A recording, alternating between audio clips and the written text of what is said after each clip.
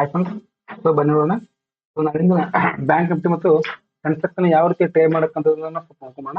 First ಏನ್ ಮಾಡೋಣ, bank Nifty ನೋಡ್ಕೊಂಬೋಣ, ಆಮೇಲೆ ಏನ್ ಮಾಡೋಣ ಸೆನ್ಸೆಕ್ಸ್ ಸ್ವಲ್ಪ ನೋಡ್ಕೊಂಬೋಣ.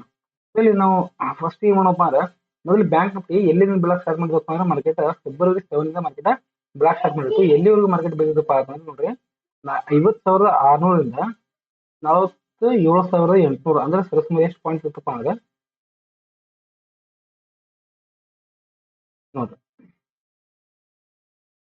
ಸುಮಾರು ಒಂದು 2,500 ಪಾಯಿಂಟ್ ಮಾರ್ಕೆಟ್ ಬಂದಿದೆ. ಹೌದಾ? ಸೊ ಟೋಟಲ್ ಎಷ್ಟು ಬಂದಪ್ಪ ಅಂದ್ರೆ ಮಾರ್ಕೆಟ್ 2,500 ಮಾರ್ಕೆಟ್ ಬೆದ್ದಿರೋದ್ರಿಂದ ಮಾರ್ಕೆಟ್ದಲ್ಲಿ ಏನಾಗಿದೆಪ್ಪ ಇವತ್ತಿನ ಇಲ್ಲಿ ಸ್ವಲ್ಪ ಸಪೋರ್ಟ್ ತಗೊಂಡಿದೆ. ಎಷ್ಟು 48,000. ಹೌದಾ? ಈ 48,000 ನೋಡ್ರಿ, ಇಲ್ಲಿ ಒಂದ್ ಸ್ವಲ್ಪ ಫಸ್ಟ್ ಟೈಮ್ ಸಪೋರ್ಟ್ ತಗೊಂಡಿತ್ತು, ಇಲ್ಲಿನೂ ಕೂಡ ಸೆಕೆಂಡ್ ಟೈಮ್ ಸಪೋರ್ಟ್ ತಗೊಂಡಿತ್ತು, ಮತ್ತು ಇಲ್ಲಿನೂ ಕೂಡ ಇಲ್ಲಿ ಥರ್ಡ್ ಟೈಮ್ ಸಪೋರ್ಟ್ ತಗೊಂಡಿದೆ. ಹೌದಾ? ಮಾರ್ಕೆಟ್ ದಲ್ಲಿ ಏನಾಗಿದೆಪ್ಪ ಅಂದ್ರೆ ಕಂಟ್ರೋಲ್ ಸಪೋರ್ಟ್ ತಗೋದ್ರಿಂದ ಮೇನ್ ಇಂಪಾರ್ಟೆಂಟ್ ಏನಪ್ಪ, ಈ ಒಂದೇನು ಇದೆ ನೋಡ್ರಿ, ಸ್ವಲ್ಪ ನೋಡ್ರಿ, ಇಲ್ಲಿ ಒಂದು ಟ್ರೆಂಡ್ ಲೈನ್ ಬರ್ತದೆ. ಹೌದಾ?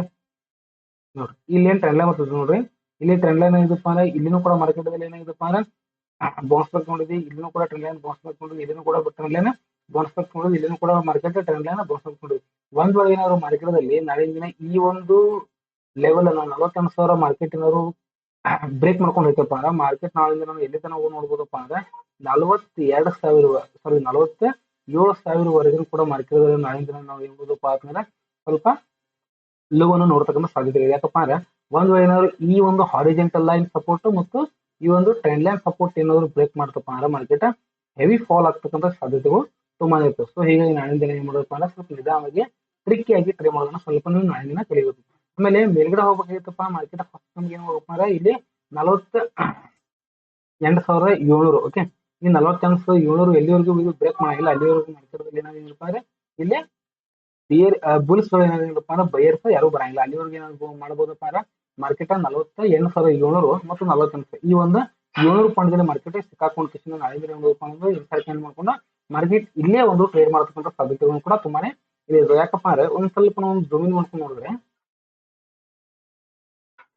ಇಲ್ಲೇ ಒಂದ್ ಸ್ವಲ್ಪ ನಾವು ಜಮೀನ್ ಮಾಡ್ಕೊಂಡು ನೋಡಿದ್ರೆ ಇಲ್ಲಿ ಏನೇನಿದೆಪ್ಪ ಅಂದ್ರೆ ಫಸ್ಟ್ ನಮ್ಗೆ ಟಾರ್ಗೆಟ್ ಈ ಒಂದು ಏರಿಯಾ ಏನಾಗಿತ್ತಪ್ಪ ನಮ್ಗೆ ತುಂಬಾನೇ ಕ್ರೂಷಿಯಲ್ ಆಗಿರ್ತಕ್ಕಂಥ ಏರಿಯಾ ಆಗಿತ್ತು.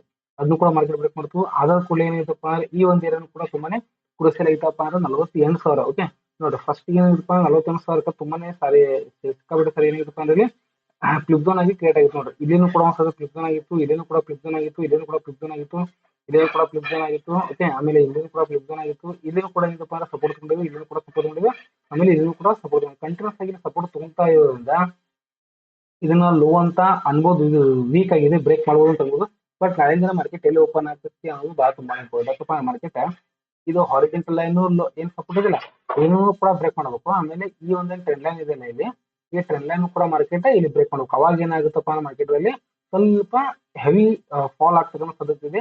ಏನಾದ್ರು ಹೆವಿ ಫಾಲ್ ಆಯ್ತಪ್ಪ ಇಲ್ಲಿ ಬರ್ಬೋದಪ್ಪ 47,000 ಕೂಡ ಮಾರ್ಕೆಟ್ ಬರ್ತಕ್ಕಂಥ ಸಾಧ್ಯತೆ ಇದೆ. ಎಲ್ಲಿಪ್ಪ ಅಂದ್ರೆ 47,000. ಓಕೆ, ಈ 47,000 ಕೂಡ ಮಾರ್ಕೆಟ್ ಬರ್ತಕ್ಕಂಥ ಸಾಧ್ಯತೆ ಇದೆ. ಇದನ್ನು ಕೂಡ ಏನೋ ಮಾರ್ಕೆಟ್ ಬ್ರೇಕ್ ಮಾಡ್ತಪ್ಪ ಅಂದ್ರೆ ನಮ್ಗೆ ನೆಕ್ಸ್ಟ್ ಟಾರ್ಗೆಟ್ ಅಪ್ಪ ಅಂದ್ರೆ 46,500. ಆಮೇಲೆ ಅದ್ರ ಕಡೆ ಮಾರ್ಕೆಟ್ ಎಲ್ಲಿ ಹೋಗ್ತಪ್ಪ ಅಂದ್ರೆ 46,000 ಕೂಡ ಮಾರ್ಕೆಟ್ ನಮ್ಗೆ ಫಾಲ್ ಆಗ್ತಕ್ಕಂಥ ಸಾಧ್ಯತೆಗಳನ್ನು ಕೂಡ ತುಂಬಾ ಇಲ್ಲಿ ನಾವು ನೋಡ್ತಕ್ಕಂಥ ಚಾನ್ಸಸ್ ಇದೆ. ಇದನ್ನ ಒಂದ್ ಸ್ವಲ್ಪ 15 ಮಿನಿಟ್ಸ್ ಟೈಮ್ ಫ್ರೇಮ್ ನೋಡ್ಕೊಂಡ್ರೆ ನೋಡ್ರಿ, ಒಂದ್ ಸ್ವಲ್ಪ ನಾವು 15 ಮಿನಿಟ್ಸ್ ಟೈಮ್ ಫ್ರೇಮ್ ನೋಡ್ಕೊಂಡ್ರೆ ಇದು ಚಿಕ್ಕದಾಗಿರ್ತಕ್ಕಂಥ ಒಂದು ನಾವು ಟ್ರೆಂಡ್ ಲೈನ್ ಅನ್ನ ನಾವು ತಗೊಂಡ್ರೆ, ಓಕೆ ಸ್ವಲ್ಪ ನೋಡ್ರಿ, ಇಲ್ಲಿ ಒಂದು ಟ್ರೆಂಡ್ ಲೈನ್ ಬಂದಿದೆ. ಹೌದಾ? ಸೊ ಇಲ್ಲಿ ಒಂದು ಟ್ರೆಂಡ್ ಲೈನ್ ಇದೆ, ಆಮೇಲೆ ಇಲ್ಲೂ ಕೂಡ ಒಂದು ನಾವು ಟ್ರೆಂಡ್ ಲೈನ್ ಅನ್ನು ತೆಗಿಬಹುದು ಮಾರ್ಕೆಟ್ದಲ್ಲಿ. ಹೌದಾ? ಸ್ವಲ್ಪ ನಾವು ಜೂಮ್ ಮಾಡ್ಕೊಂಡ್ರೆ ಮಾರ್ಕೆಟ್ದಲ್ಲಿ ನೋಡ್ರಿ, ಇಲ್ಲಿ ಏನಾಗಿದೆಪ್ಪ ಅಂದ್ರೆ ಇಲ್ಲಿ ಬೇರೆ ಝೋನ್ಗಳಾಗ್ತದೆ. ಹೌದಾ?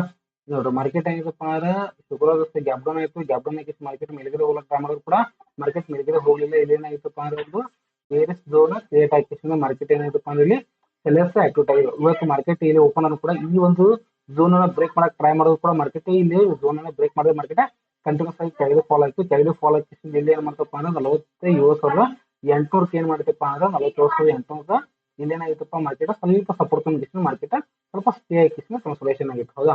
ಸೊ ನಾಳಿನ ದಿನ ನಮಗೆ ಬಹಳ ತುಂಬಾನೇ ಟ್ರಿಕಿ ಆಗಿರ್ತಕ್ಕಂಥದ್ದು ಏನಪ್ಪಾ ಅಂತಂದ್ರೆ ನಾಳಿನ ದಿನ ಮಾರ್ಕೆಟ್ ಅಲ್ಲಿ ಈ ಒಂದು ಏರಿಯಾ, ಓಕೆ, ಈ ಒಂದು ಏರಿಯಾ ತುಂಬಾ ಇಂಪಾರ್ಟೆಂಟ್ ಆಗಿರ್ತಕ್ಕಂಥದ್ದು ಯಾವ್ದಪ್ಪ ಅಂತಂದ್ರೆ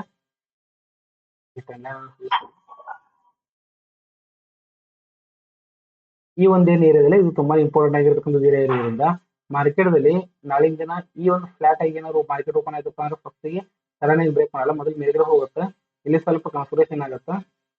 ಹಾಗೆ ಇಲ್ಲಿ ಎಂ ಪ್ಯಾಟರ್ನ್ ಮಾಡ್ಕೊಂಡು ಕೆಳಗಡೆ ಬರುವಾಗ ಡೈರೆಕ್ಟ್ ಆಗಿ ಈ ಒಂದು ಏರಿಯಾ ಬ್ರೇಕ್ ಮಾಡ್ಕೊಂಡು ಬಂದಪ್ಪ ಅಂದ್ರೆ ಮಾರ್ಕೆಟ್ ಎಲ್ಲಿ ಹೋಗ್ತದಪ್ಪ ಅಂದ್ರೆ ಡೈರೆಕ್ಟ್ ಆಗಿ 46,000 ಹೋಗುತ್ತೆ. ಅದಾದ ಕೂಡಲೇ 47,500 ಆದ ಕೂಡಲೇ 47,200 ಇಲ್ಲಿವರೆಗೂ ಕೂಡ ಮಾರ್ಕೆಟ್ ನಾಳೆ ದಿನ ಏನ್ ಮಾಡಬೇಕು ಅಂದ್ರೆ ಫಾಲೋ ಆಗ್ತಕ್ಕಂಥ ಸಾಧ್ಯತೆಗಳು ತುಂಬಾನೇ ಇಲ್ಲಿ ಇರ್ತಾವ. ಒಂದು ಏನಾದ್ರು ಈ ಒಂದು ಏರಿಯಾ ಇಲ್ಲಿ ಮೇಲ್ಗಡೆ ಸೈಡ್ ಏನಾದ್ರು ಬ್ರೇಕ್ ಮಾಡ್ಕೊಂಡು ಹೋಗ್ತಪ್ಪ ಅಂದ್ರೆ ಫಸ್ಟ್ ಟಾರ್ಗೆಟ್ ನಮ್ಗೆ ಎಲ್ಲಿ ತನಕ ಹೋಗ್ತದಪ್ಪ ಅಂದ್ರೆ 48,500, ಆಮೇಲೆ 48,500 ಕೂಡ ಮಾರ್ಕೆಟ್ ನಾವು ನಾಳಿನ ದಿನ ಏನ್ ಮಾಡ್ಬೇಕು ಅಂದ್ರೆ ಮೇಲ್ಗಡೆ ಕಳೋದು. ಬಟ್ ಮೇಲ್ಗಡೆ ಹೋಗ್ಬೇಕಾಗಿತ್ತಪ್ಪ ಅಂದ್ರೆ 48,500 ಮತ್ತು 48,600 ಇವೇನು ಝೋನ್ ಇದೆಲ್ಲ ಬೇರೆ ಝೋನ್, ಈ ಬೇರೆ ಝೋನ್ ಬ್ರೇಕ್ ಮಾಡ್ಕೊಂಡು ಸ್ವಲ್ಪ ಮೇಲ್ಗಡೆ ಸಸ್ಟೈನ್ ಹಾಕಿಕೊಂಡು ಹೋಗ್ಬೇಕಿಲ್ಲಪ್ಪ ಅಂದ್ರೆ ಸಸ್ಟೈನ್ ಆಗುವವರೆಗೂ ಕೂಡ ಮಾರ್ಕೆಟ್ ಇಲ್ಲಿ ಮೇಲ್ಗಡೆ ಹೋಗಿಲ್ಲಪ್ಪ ಅಂದ್ರೆ ಇಲ್ಲಿನೂ ಕೂಡ ಒಂದು ಟ್ರೆಂಡ್ ಲೈನ್ ಇದೆ, ಆಗಲೇ ಕೂಡ ಇಲ್ಲಿ ಒಂದು ಟ್ರೆಂಡ್ ಲೈನ್ ತೆಗೆದಿದೆ.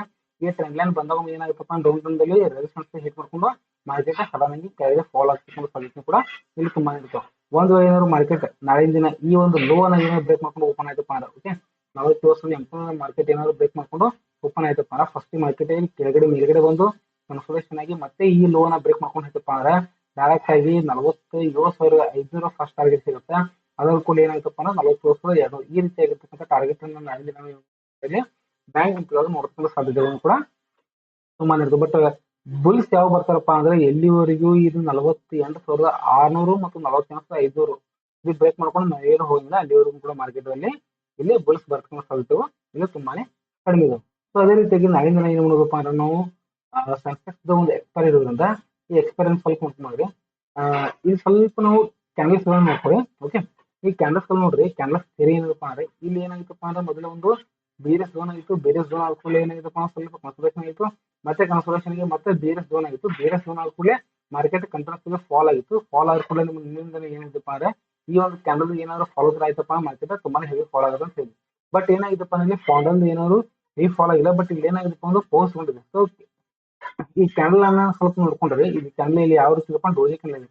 ನಾ ಡೋಜಿ ಕ್ಯಾಂಡಲ್ ಒಂದು ವಿಡಿಯೋನ ಬಿಟ್ಟಿದ್ದೆ ನನ್ನ ಚಾನಲ್ ಪ್ಲೇಲಿಸ್ಟ್ ಅಲ್ಲಿ ಇದೆ, ಅಲ್ಲಿ ಹೋಗಿ ಕಿಶನ್ ನೋಡ್ಕೋಬಹುದು. ಈ ಡೋಜಿ ಕ್ಯಾಂಡಲ್ ಏನಿದೆ ಯಾವಾಗ ಒಂದು ಟ್ರೆಂಡ್ ಇರುತ್ತೆ ಆ ಟ್ರೆಂಡ್ ನೇರವಾಗಿ ಏನಾದ್ರು ಡೋಜಿ ಕ್ಯಾಂಡಲ್ ರೆಡಿ ಆಯ್ತಪ್ಪ ಅಂತಂದ್ರೆ ಅವಾಗ ಏನಾಗುತ್ತಪ್ಪ ಅಲ್ಲಿ ಮಾರ್ಕೆಟ್ ಆ ಡೋಜಿ ಕ್ಯಾಂಡಲ್ ಆ ಟ್ರೆಂಡ್ ಅನ್ನ ಕಂಟಿನ್ಯೂಸ್ ಗೆ ಪುಷ್ ಮಾಡೋದಕ್ಕೆ ಸಾಧ್ಯತೆಗಳಿದೆ ಅಂತ ನಮ್ಗೆ ಹೇಳಿದೆ.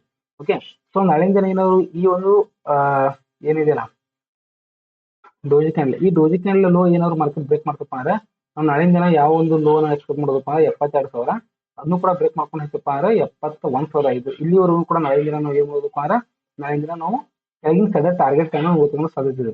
ಒಂದ್ ವೇಳೆ ಏನಾದ್ರು ಮಾರ್ಕೆಟ್ ಈ 73,100 ಏನಾದ್ರು ಬ್ರೇಕ್ ಮಾಡ್ಲಿಲ್ಲ ಅಂದ್ರೆ 73,100 ಏನು ಮಾರ್ಕೆಟ್ ಬ್ರೇಕ್ ಮಾಡ್ಲಿಲ್ಲಪ್ಪ ಅಂದ್ರೆ ಮತ್ತೆ ಏನಾಗುತ್ತಪ್ಪ ಅಂದ್ರೆ 73,100 ಮತ್ತು 73,500 ಈ ಒಂದು ಝೋನ್ದಲ್ಲಿ ಮಾರ್ಕೆಟ್ ಏನಾಗುತ್ತಪ್ಪ ಅಂದ್ರೆ ಇಲ್ಲಿ ಕನ್ಸಲ್ಟೇಷನ್ ನಾಳಿನ ದಿನ ಪೂರಾನೇ ಕನ್ಸಲ್ಟೇಷನ್ ಆಗಿ ವೇಸ್ಟ್ ಟೈಮ್ ಅನ್ನ ವೇಸ್ಟ್ ಮಾಡತಕ್ಕಂಥ ಸಾಧ್ಯತೆ ಕೂಡ ತುಂಬಾ ಇರ್ಬೇಕಪ್ಪ. ಈಗ ನೋಡ್ರಿ ಕಂಟಿನ್ಯೂಸ್ ಆಗಿ ಟ್ರೆಂಡ್ ಲೈನ್ ಬಂದಿರೋದ್ರಿಂದ ಈ ಒಂದು ಟ್ರೆಂಡ್ ಲೈನ್ ಕ್ರಾಶ್ ಮಾಡ್ಕೊಂಡು ಕೆಳಗಡೆ ಫಾಲ್ ಆಗ್ತಕ್ಕಂಥ ಸಾಧ್ಯತೆಗಳು ತುಂಬಾನೇ ಇರ್ತಾವೆ. ಇದು ನಾವು ಸ್ವಲ್ಪ 15 ಸ್ಟ್ಯಾಂಪ್ ನೋಡ್ಕೊಂಡ್ರೆ ನೋಡಿ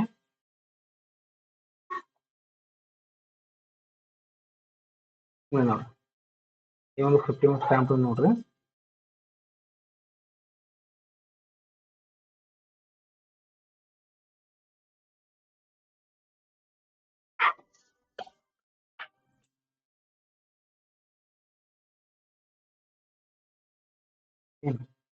ಇಲ್ಲಿ ಏನ್ ಮಾಡ್ಬೋದಪ್ಪ ಅಂದ್ರೆ ಕನ್ಸಲ್ಟೇಷನ್ ಆಗಿ ಕನ್ಸಲ್ಟೇಷನ್ ಆಗಿ ಮಾರ್ಕೆಟ್ ಅಲ್ಲಿ ಏನಾಗುತ್ತೆ ಅಂದ್ರೆ ಕಂಪಲ್ಸರಿ ಇದು ಬೇರೆ ಝೋನ್ ಆಗುತ್ತೆ. ಈ ಬೇರೆ ಝೋನ್ ಆದ ಕೂಡಲೇ ಮಾರ್ಕೆಟ್ ಸ್ವಲ್ಪ ಸೆಲ್ಲಿಂಗ್ ಝೋನ್ ದಲ್ಲಿ ಬರ್ತಕ್ಕಂಥ ಸಾಧ್ಯತೆ ಕೂಡ ಇದು ತುಂಬಾನೇ ಇರ್ತದೆ. ಹೌದಾ, ಸೊ ಹೀಗಾಗಿ ಏನ್ ಮಾಡ್ಬೇಕಪ್ಪ ಅಂದ್ರೆ ಮಾರ್ಕೆಟ್ ಅಲ್ಲಿ ನಾಳಿನ ದಿನ ಈ ಒಂದು ಏರಿಯಾ ಯಾವ್ದಪ್ಪ ಅಂದ್ರೆ 72,800 ಓಕೆ 72,800 72,800 ಮತ್ತು 74,250 ಈ ಒಂದು ಝೋನ್ ದಲ್ಲಿ ಮಾರ್ಕೆಟ್ ಇಲ್ಲಿ ನಾಳಿನ ದಿನ ಏನ್ ಮಾಡ್ಬೇಕಪ್ಪ ಅಂದ್ರೆ ಟ್ರೇಡ್ ಮಾಡ್ತಕ್ಕಂಥ ಸಾಧ್ಯತೆ ಕೂಡ ಇಲ್ಲೂ ತುಂಬಾನೇ ಇರ್ತಾವೆ. ಸೊ ಹೀಗಾಗಿ ಏನ್ ಮಾಡ್ಬೇಕಪ್ಪ ಅಂದ್ರೆ ನಾಳಿನ ದಿನ ಸ್ವಲ್ಪ ಟ್ರಿಕ್ಕಿಯಾಗಿ ಮಾಡ್ಬೋದು. ನಾಳಿನ ದಿನ ಈ ಒಂದು ಏರಿಯಾ ಏನಾದ್ರು ಬ್ರೇಕ್ ಮಾಡ್ಕೊಂಡು ಇರ್ತಪ್ಪ ಅಂದ್ರೆ 73,200 ಓಕೆ 73,200 ಏನೋ ಮಾರ್ಕೆಟ್ ಮೇಲ್ಗಡೆ ಬ್ರೇಕ್ ಮಾಡ್ಕೊಂಡು ಮೇಲ್ಗಡೆ ಹೋಯ್ತಪ್ಪ ಅಂದ್ರೆ ಎಲ್ಲಿವರೆಗೂ ಹೋಗ್ಬೋದಪ್ಪ ಅಂದ್ರೆ 73,500 ಕೂಡ ಮಾರ್ಕೆಟ್ ಮೇಲ್ಗಡೆ ಹೋಗ್ತಕ್ಕಂಥ ಸಾಧ್ಯತೆ. ಒಂದು 73,600 ಏನೋ ಬ್ರೇಕ್ ಮಾಡ್ಕೊಂಡು ಹೋಯ್ತಪ್ಪ ಅಂದ್ರೆ ಮತ್ತೆ ಮಾರ್ಕೆಟ್ ಎಲ್ಲಿವರೆಗೂ ಹೋಗೋದಪ್ಪ ಅಂದ್ರೆ 74,000 ಫಸ್ಟ್ ಟಾರ್ಗೆಟ್ 74,000 ಆದ ಕೂಡಲೇ ಏನಾಗ್ತಪ್ಪ ಅಂದ್ರೆ 74,250 ಈ ಒಂದು ಏರಿಯಾವರೆಗೂ ಕೂಡ ಮಾರ್ಕೆಟ್ ಹೋಗ್ತಕ್ಕಂಥ ಸಾಧ್ಯತೆಗಳು ಇಲ್ಲಿ ತುಂಬಾನೇ ಇರ್ತಾವ. ಓಕೆ, ಸೊ ಸೊ ಒಂದು ವೇಳೆ ಏನಾದ್ರು ಕೆಳಗಡೆ ಬರ್ಬೇಕಾಗಿತ್ತಪ್ಪ ಅಂದ್ರೆ ಈ ಒಂದು ಏರಿಯಾ ಕ್ರಾಸ್ ಮಾಡ್ಬೇಕು 72,750. ಈ 72,750ನ್ನ ಮಾರ್ಕೆಟ್ ಇದು ಕೆಳಗಡೆ ಬ್ರೇಕ್ ಮಾಡ್ತಪ್ಪ ಅಂದ್ರೆ ಎಲ್ಲಿವರೆಗೂ ಹೋಗ್ಬೋದಪ್ಪ ಅಂದ್ರೆ 72,500, ಆಮೇಲೆ 72,000ವರೆಗೂ ಕೂಡ ಮಾರ್ಕೆಟ್ ಇಲ್ಲಿ ನಾವು ಕೆಳಗಡೆ ಹೋಗ್ತಕ್ಕಂಥ ಸಾಧ್ಯತೆಗಳು ಇಲ್ಲಿ ತುಂಬಾನೇ ಇರ್ತವೆ. ಸೊ ಹೀಗಾಗಿ ಏನ್ ಮಾಡ್ರಪ್ಪ ಅಂದ್ರೆ ನಾಳಿನ ದಿನ ಮಾರ್ಕೆಟ್ದಲ್ಲಿ ಸರಿಯಾಗಿ ನಿಧಾನವಾಗಿ ಟ್ರಿಕ್ ಆಗಿ ಮಾರ್ಕೆಟ್ದಲ್ಲಿ ನೀವು ಟ್ರೈ ಮಾಡ್ತಕ್ಕಂಥ ರೀತಿಯನ್ನ ಸ್ವಲ್ಪ ನೋಡ್ಕೊಂಡು ಟ್ರೈ ಮಾಡಿ. ಆಮೇಲೆ ಅದೇ ರೀತಿಯಾಗಿ ನಿಮ್ಮದೇ ಆಗಿರ್ತಕ್ಕಂಥ ಒಂದು ಅನ್ಯ ಸೆಷನ್ ನೋಡ್ಕೊಂಡು ಟ್ರೈ ಮಾಡೋದು ತುಂಬಾ ಒಳ್ಳೆಯದಂತ ನನ್ನ ಒಂದು ಅಭಿಪ್ರಾಯ.